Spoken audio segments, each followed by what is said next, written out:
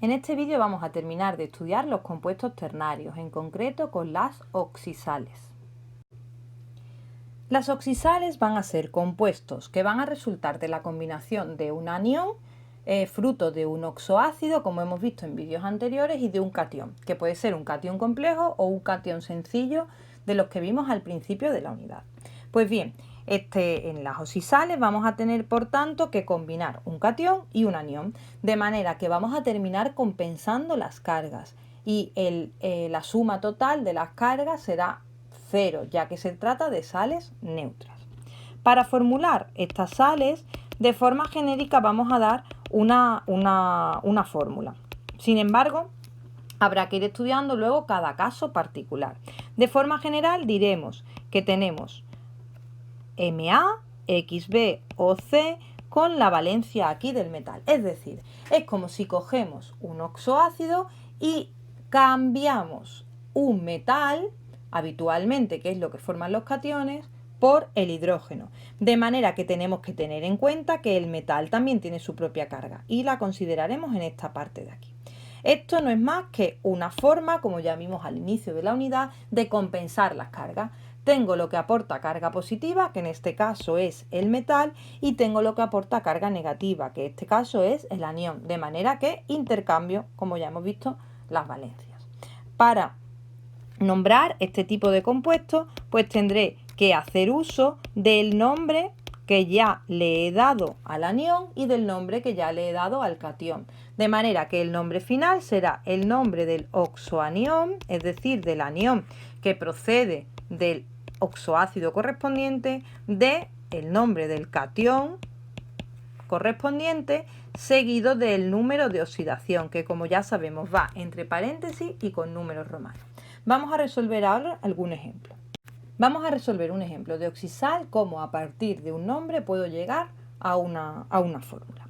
Por ejemplo, si yo tengo el nombre nitrato de sodio, lo primero que tengo que averiguar es qué es el catión y qué es el anión. Es decir, sodio claramente formará el catión de este compuesto y el nitrato, lo que acaba en ato o en ito, va a formar el anión correspondiente. De este modo ya tengo diferenciado qué es el catión y qué es el anión. Una vez que he distinguido cuál es el catión y cuál es el anión, tengo que empezar a decir cuál es la fórmula de cada uno. En el catión, pues no hay ninguna duda. Claramente es un catión sodio más, no hay más posibilidades. En el caso del anión, tengo que saber de dónde proviene. Proviene del ácido nítrico. ¿Por qué lo sabemos? Pues porque tenemos la terminación nitrato. Como acaba en ato, significa que proviene de un ácido que sería ico.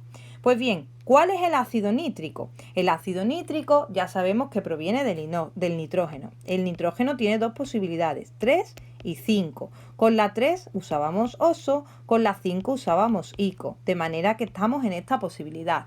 X es impar, de manera que A es igual a 1, B es igual a 1 y C es igual a 3 si hacemos la formulita.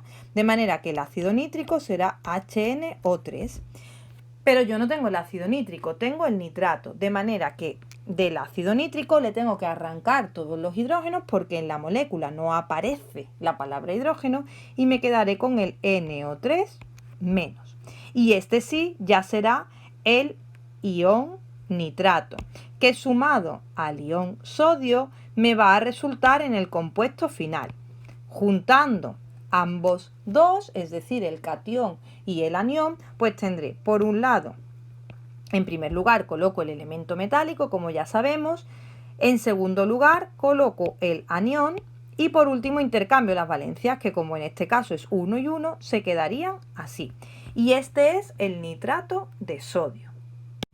Ahora vamos a resolver un ejemplo desde cómo a partir de una fórmula puedo llegar a un nombre. Vamos a tener el ejemplo del CaSO4. Del mismo modo tengo que diferenciar por un lado cuál va a actuar de catión y cuál va a actuar de anión. Claramente el catión va a ser esto de aquí, lo primero que escribimos, y el anión va a ser la segunda parte de la molécula, cuando ya está escrita, como ya sabemos. En el catión no va a haber dudas, tenemos el catión calcio 2+. Además sabemos que es 2+, porque en el calcio no hay otra opción. En el caso del anión vamos a tener SO4 2-, y aquí está una quizás de las mayores dificultades de este tipo de compuestos. ¿Cómo sé que es 2- y esto 2+? Pues bien, a partir del 2+, esto me lo tengo que saber. Tengo que saber que el calcio tiene ese número de oxidación.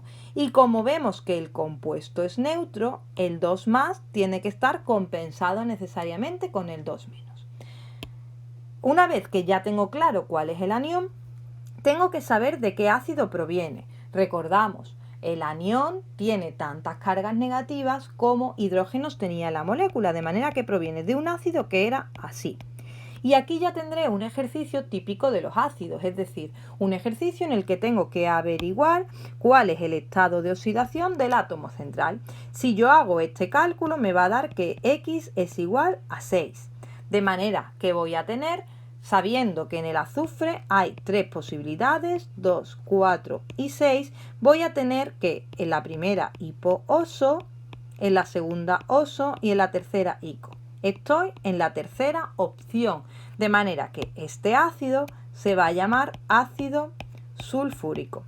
Pero yo no tengo el ácido sulfúrico, sino que lo que tengo es un anión que proviene del ácido sulfúrico. Puesto que la terminación es ico, yo tendré que el anión correspondiente será el anión sulfato, porque además no me aparece ningún hidrógeno en la molécula, con lo cual no lo tengo que nombrar explícitamente. Por el otro lado, en el catión, como ya hemos dicho, no había duda que era el calcio, además esto es anión calcio. Si junto estos dos datos y los uno en un único nombre, me va a quedar que este compuesto será el sulfato de calcio. De manera que no tengo que especificar en el calcio que es calcio 2 porque solo hay una opción.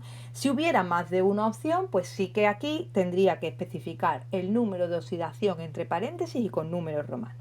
De este modo, a partir de una fórmula, identifico cuál es el catión, identifico cuál es el anión, intento averiguar de dónde provienen y empiezo a poner los nombres, de manera que al final reúno toda esta información y obtengo el nombre de la oxisal correspondiente.